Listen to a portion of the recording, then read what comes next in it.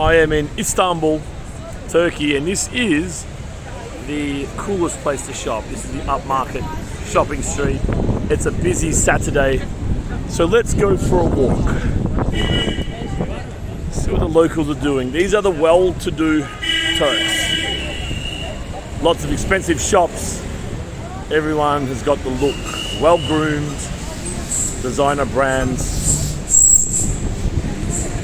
In what is a strong emphasis on appearance in this part of Istanbul. A lot of plastic surgeries, a lot of designer clothes, and a lot of image. And this is the elite shopping area.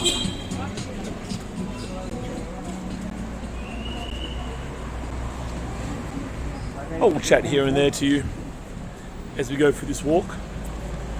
It's mainly about you and your eyes. You can see from the shops there, kind of higher end designs, higher end clothes, quality. Here we can see the marble here. Let this guy go. Poor guy's been waiting there patiently. So we'll let him go. We know the second one though go. We'll go through. Police doing their job. See a wedding shop there. Wedding dresses.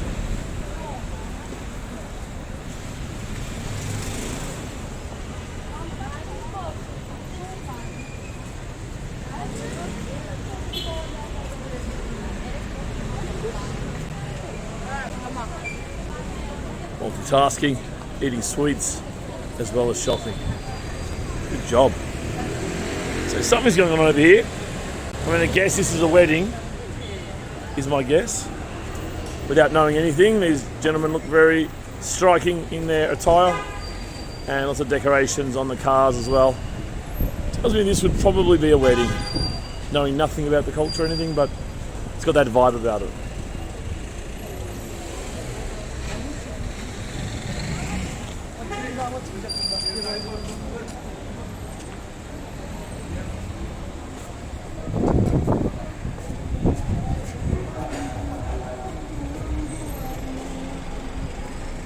And again, next door there, you see a second store, and oh no, not quite so wedding-y.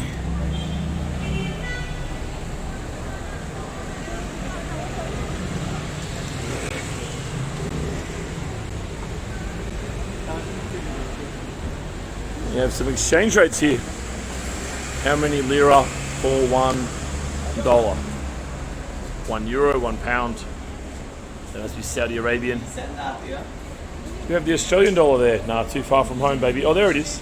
11.21. Not a great rate, but still. If you do change money here, if that's what you want to do, if you arrive at the airport, I strongly recommend you do not change your dollars at the airport. You will lose 20% on the sloppy rates that they have. And if you go to the ATMs in the airport, it's a 10% commission. So do not use them. Just tap and pay for your taxi, tap and pay for your bus, and then swap money in the city centre where you can get a rate that's competitive, probably less than 1% commission. So that's your go. It's very common in Turkey. They have 20 or so dishes sitting there waiting. You come in, you pick 2, maybe 3 if you're really hungry, and away you go. Very common format for restaurants here in Istanbul.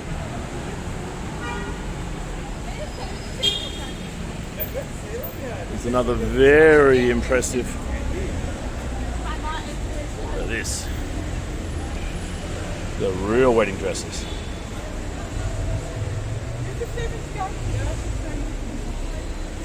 That says everything, that word right there. Says everything.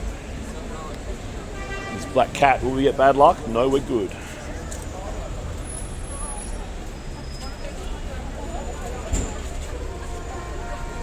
So the two big things I've noticed in terms of surgery here, for women, nose jobs, super common. Super common. almost normal at this level of the social economic scale. And for guys, hair transplants. You see guys, I think it's more for tourism, but you see a lot of guys with the kind of like blood scabs on their heads from being midway through the procedure. Yeah, nose jobs are the big thing here.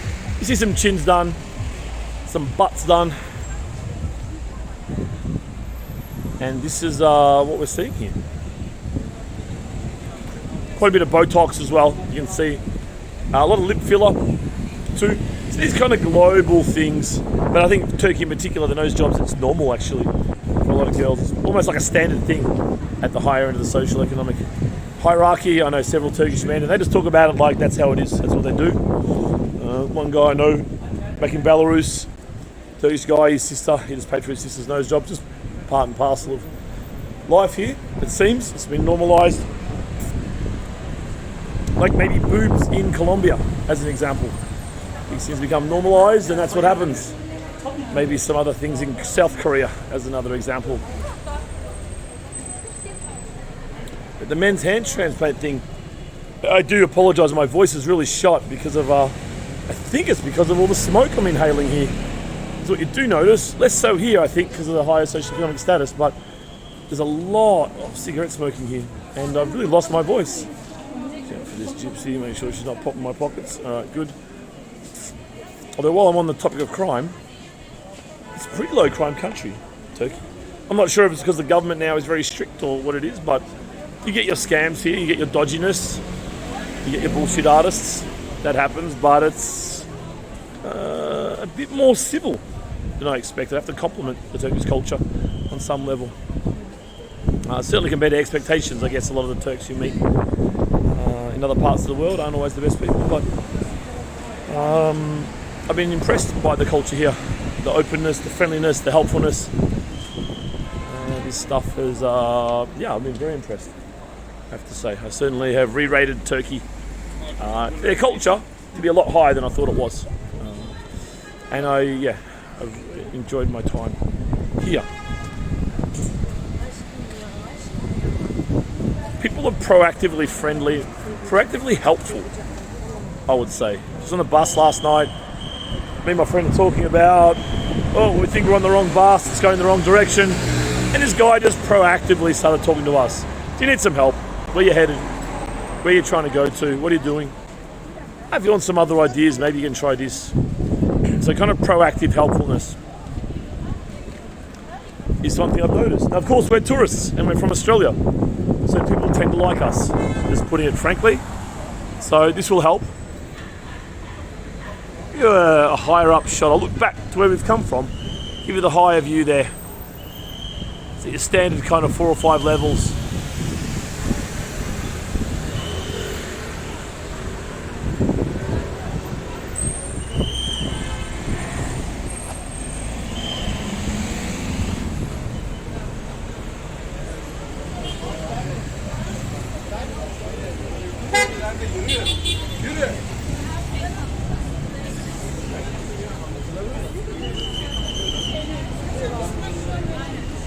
While we're waiting for the lights there, if I zoom in here, these bread snack things, I'm not sure the name, but they're very popular. As I do that, of course, the truck goes in front of it. They put Nutella on it.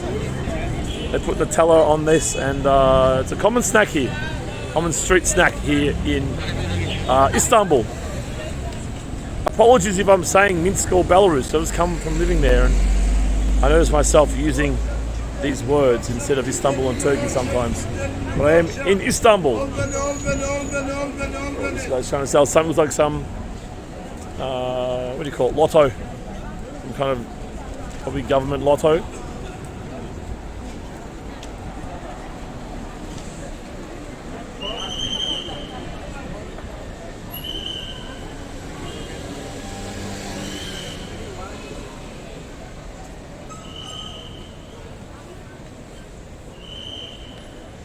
I find fascinating. I'm going to get back to the nose job and hair transplant topic, because it's interesting. Once things become kind of normalised, everyone kind of has to do it. So if 2% of the girls are doing this, it doesn't matter that much, you know.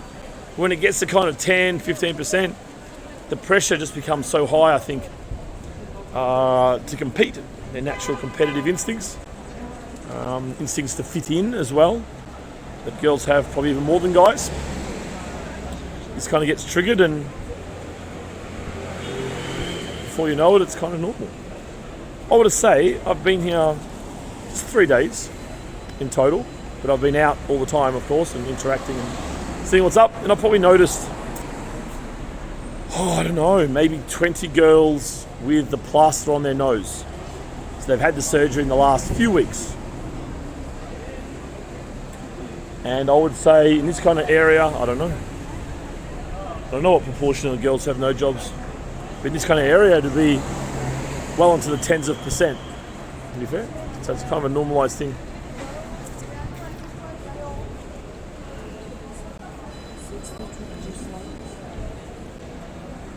So you can see a real mixture of Western fashion, Turkish fashion, somewhere in between as we walk down. But again, this is a very elite area, as you can tell by how people are dressed, how they carry themselves, body language, grooming, etc. All gives you clues as to the social standing of the people in front of this camera.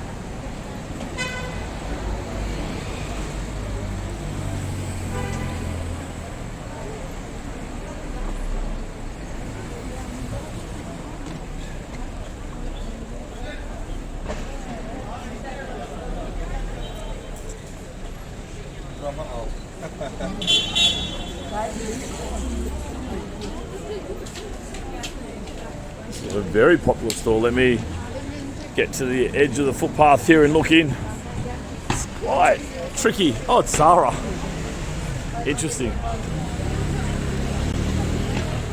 High on design, low on quality, in my opinion.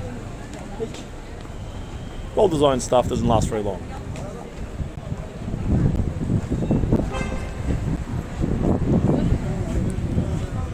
Oh wow, I'm going to try and figure out what's going on here. Blockchain Technologies. Is this an actual shop? Or is it not? I'm just going to get to the outside here. Try not to. Apologies. I wonder what's going on here. Just an advertisement, maybe. You can see some of the different shoes there. Oh, it's all one on. All the same thing. There's one in Australia.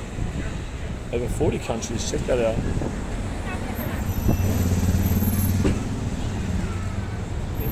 Alright, let's continue on.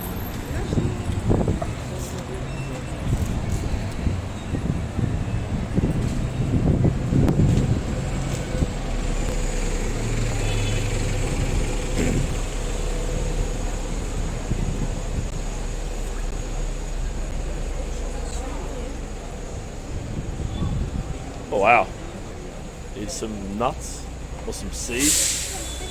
You got some. You got a lot. But these are just chickpeas, huh? Interesting. Oh, there's some serious heels here. Check these out.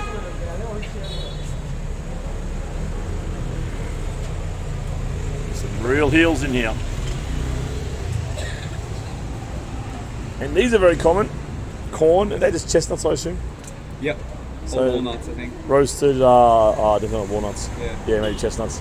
Yeah. And corn, you see this everywhere. Usually, they're paying per gram here.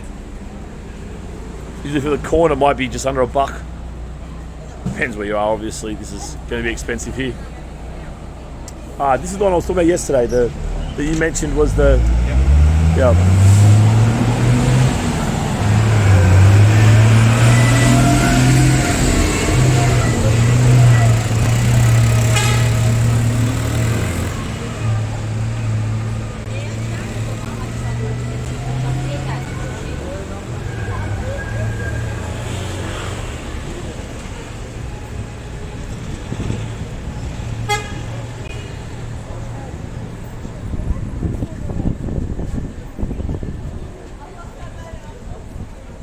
Course jewelry.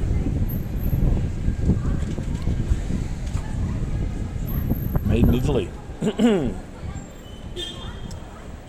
Yeah, the lira, if you're not aware of the current situation in Turkey, their exchange rate has just been a bit of a banana exchange rate. The lira's, I think I looked it up against the US dollar, it's gone a 7x depreciation, I believe. And this year, I think inflation was something like 70%. But I would say that the exchange rate has gone down by more than inflation's gone up. So for foreigners, things are actually good here, but for locals, it's very destabilizing, of course, because high inflation is not usually associated with, well, this level of inflation anyway is not usually associated with economic prosperity. In fact, usually the opposite. So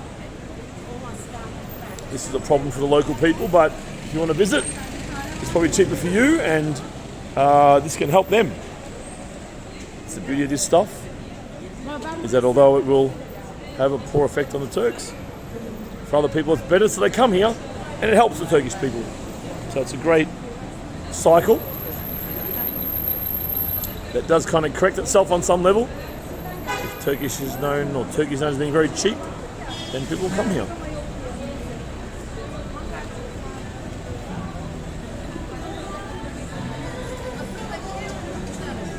A market, kind of a restaurant. Dogs. Dogs are the accessory of the moment of the upmarket woman. Small dogs are one of the accessories. I lost my buddy here. He's tour guiding me. Might even go down here. It looks pretty busy. This one? Either or. Yeah, it looks good everywhere. Yeah. It's busier that way, isn't it? Yeah, it's a few more heads. Like cream shopping, and up here too, and then we can go left and back around. Well, shall we head this way then? Yeah.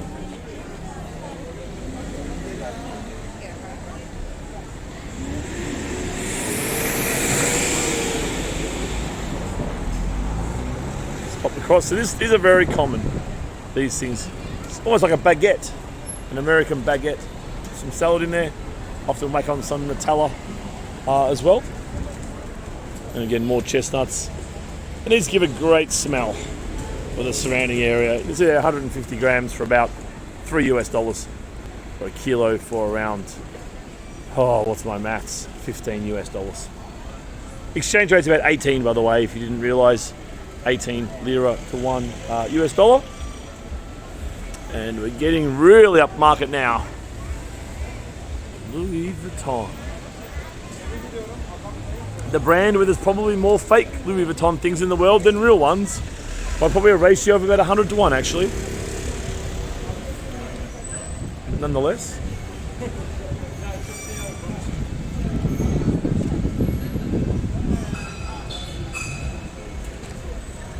Again, that kind of fashion accessory for that German hound.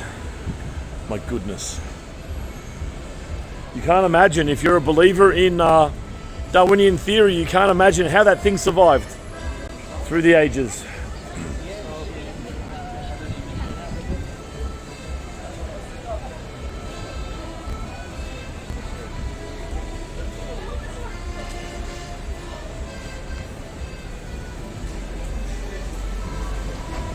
This sounds like a very familiar Turkish tune on the harmonica here. You see this from time to time.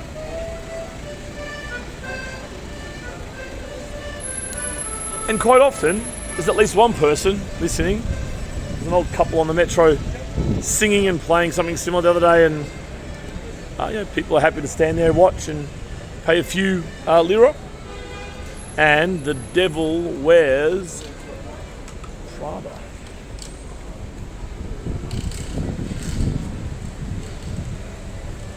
We are obviously in the creme de la creme of the creme area.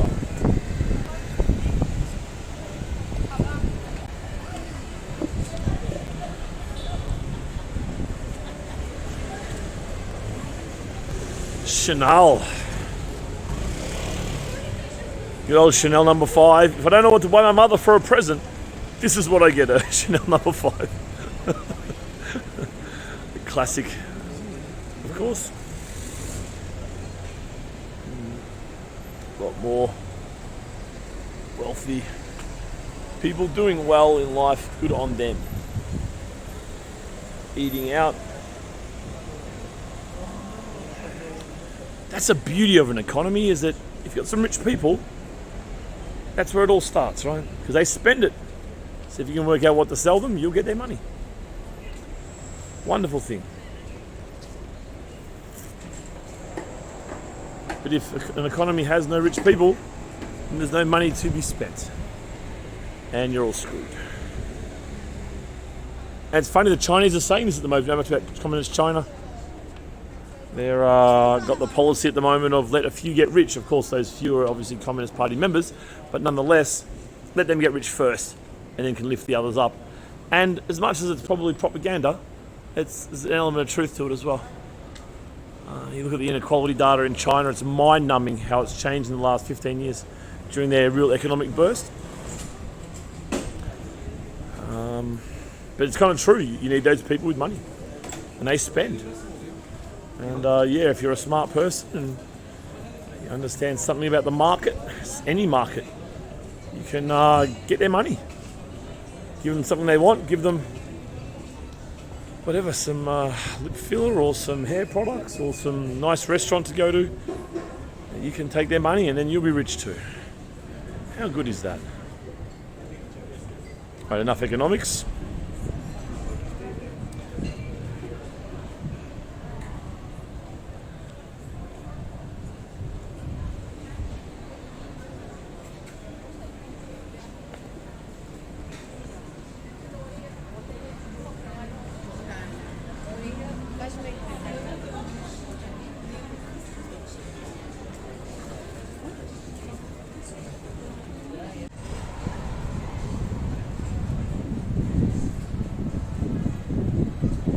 Nice motorbike. You don't see a huge amount of motorbikes around, do you? Not as much as India, that's for sure. Definitely not, no. On the path. There was a little bit of Turkish nationalism.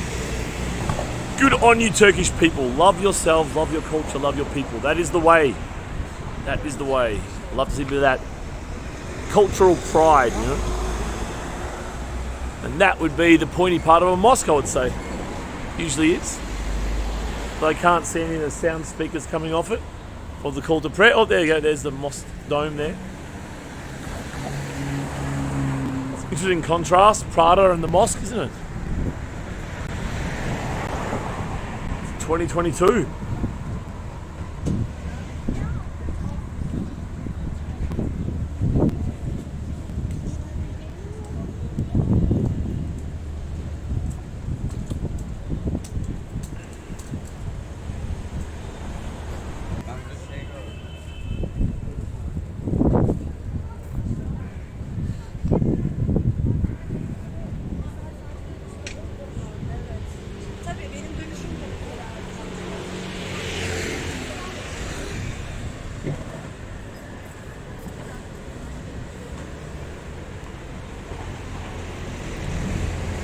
Hope you're enjoying the sights of Istanbul. If you're enjoying the video, do hit like. It helps me know what you enjoy and I can make more of it. While I'm here in Istanbul, I will make a number of videos, a number of walking videos, a bit of walk and talk kind of stuff.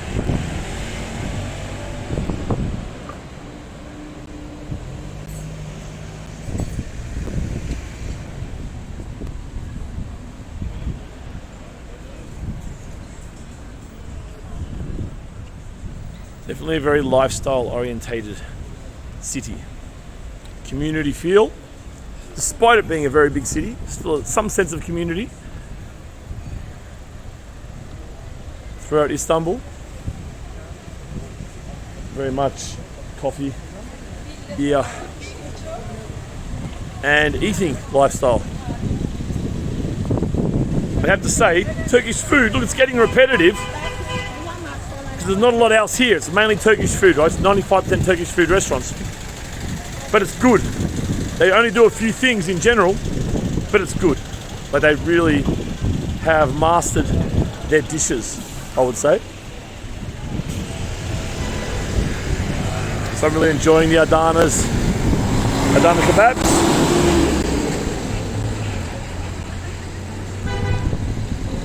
Across the road and walk up this street here, folks.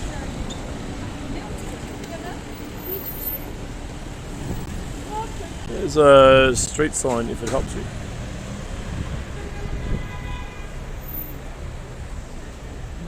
There's Taksim and Besiktas. So it's this. We'll go green at the same time and we can all cross. So this, my friend tells me, is kind of the Starbucks equivalent in Turkish. You can almost see a similarity with the logo there. More flags. A nice little spot there. Got the outdoor chairs. Sit on. Enjoy what is a fairly warm October afternoon. Some flowers for a little bit of romance.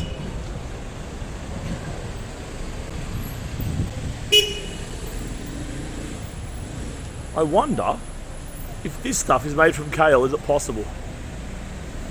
Kale kalit. Sounds a lot like something else.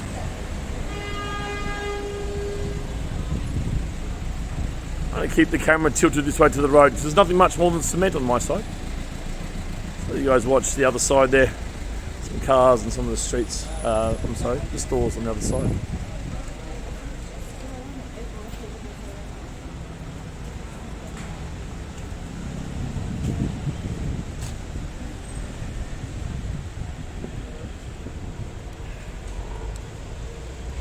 One thing I've noticed worldwide really is when you're filming, because I have quite a few YouTube channels, and when you're filming, is that people are very keen to get out of your way. There's a sense of social responsibility not to be in the way, so to speak, which is very nice, very thoughtful. And of course, I try not to be in the way too much, because sometimes I might do a mad run to one sidewalk to the other to show you something, and cut off 6 people, but trying my best not to be too disruptive to people's days.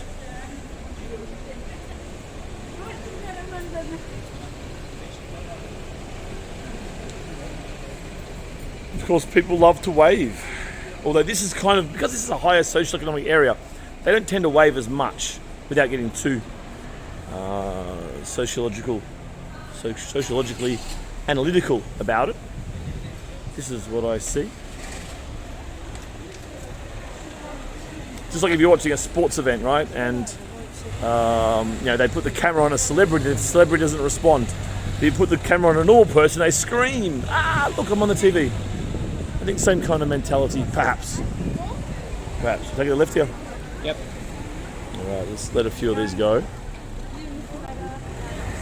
Just push at some stage.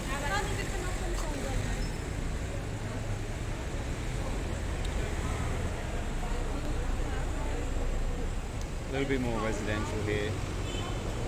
Get some Migros.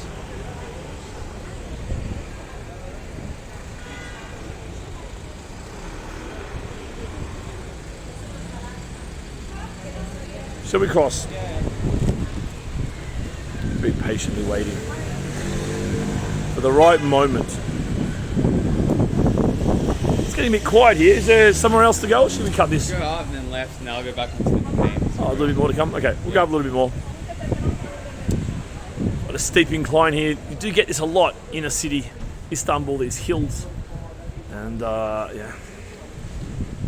some of them, the one coming, we walked back from Besiktas to Taksim yesterday. And I'm feeling the hamstrings, I have to say. We walked up this hill, it must have been, 15-degree incline. Maybe even more, really. Bloody steep. It went for about 300 metres or something. Got the heart rate up. Get those glutes and hamstrings really working. As I say, I woke up this morning with a fraction of soreness in those glutes and the hamstrings. It was good. I have to waste my time in the gym. Speaking of gym, we're on gym. Fitness and personal training. It's like an exclusive boutique kind of a gym without giving the guy a plug. I'm sure Ronnie's a good bloke and he's got a great business.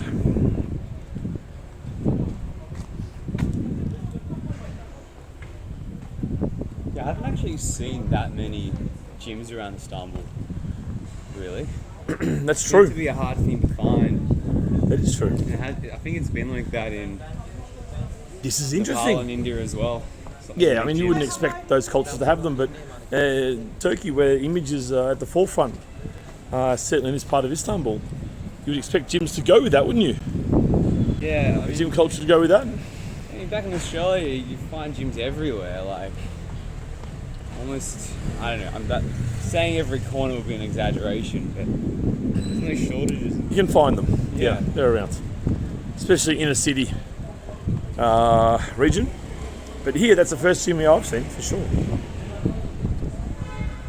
But to be fair, I mean, well, gym isn't about necessarily not being fat. It's usually about trying to look good, get a good shape in your body, whatever. But here, people aren't really that fat, are they? Like, there's a bit of podginess around, but even though people eat out all the time, I think the food is quite healthy and not particularly oily or sugary, as a general rule. Just go for a walk around here. Yeah. Not do a loop. I think you're all right. So I think people kind of hold their weight okay for the most part here. You don't see any obese people. The only obese people we've seen have been that American woman and a couple of English girls. We only know their origins because they were allowed. But yeah, not really, just normal physique. Bit podgy here and there. But yeah, people seem to... well, the diet's pretty good. I mean... we've eaten out every single meal for probably 9 meals in a row sometimes. Yep. And it's, they're reasonable portions. Definitely a lack of oil. Some of the Adanas can be Adana kebabs can be a little bit oily, but lack of oil, not a huge amount of sugar. They're really using spices and stuff to give some flavour. And as a result, you don't really get too fat. This is a bit trendy place. What's this? It's like cloves and also coffee. Oh, good combination. That's clever. If you're a local, you probably know this place. It's a good logical combination. Coffee and clothes. Because of course, you know, a clothes shop, if it's well branded, has incredible value in the consumer's mind. Why not try to cross-sell something in the very same venue? While you get the clothes, grab a coffee. While you grab your coffee, grab some clothes. I haven't seen that in small format stores before. Large format stores, yes. It's quite common. Yeah. Like a Myers in Melbourne or a... David I Jones. remember going to Wimbledon and there's a big department store kind of near the Wimbledon station there.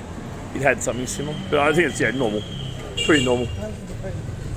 In larger department stores to have some kind of food for those battle-weary consumers. But yeah, smaller one, not so common. A lot of cats. Lot of cats. Not so many today because, as I say, we're in a kind of a more elite kind of area. But in a normal region like we're staying in, there's cats everywhere. Just running around doing their things.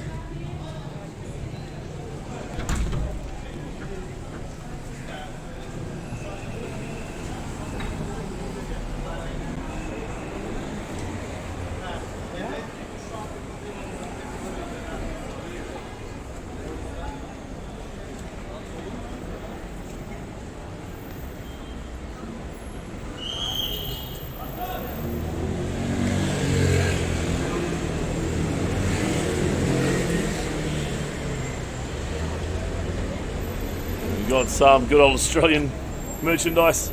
Classic Uggs. Ugg boots. Hey. Geez, they're getting complicated now. There's like see-through with the sheepskin. It's funny because these are kind of for, I was going to say bogans. What do you call them? Gopniks in Russian or rednecks in American. That's kind of what they're seen to be. Worn by in Australia to some extent. Not necessarily this brand, but certainly the style. Of course, the brand has a lot of equity in a lot of places. Let's go for a wander this way.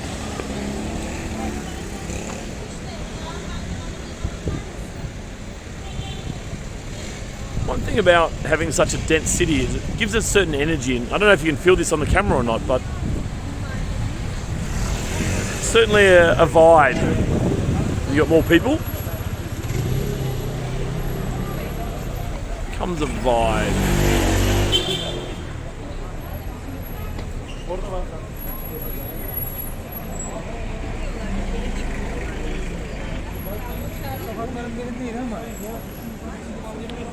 is very typical.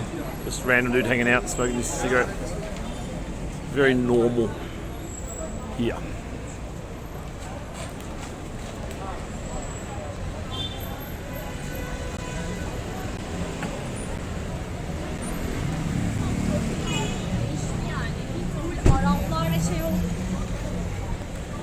You notice the area is very clean. Turkey's, Istanbul anyway, inner Istanbul is very clean.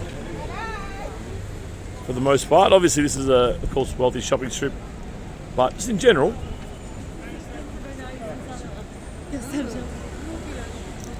So as you can see, a lot of thotty behaviour going on here as well. It's a global phenomenon.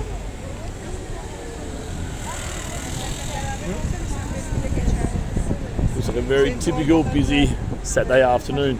Mate, there's a Vodafone if you want to go there. Great. Get a top up. Yeah, this is the Maybe section where we started basically. Where did we start? Further this way, was it?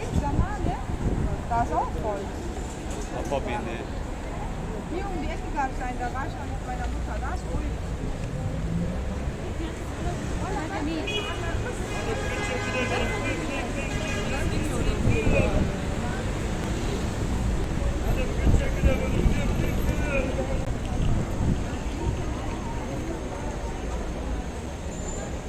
Alright, ladies and gentlemen, I will say goodbye to you now.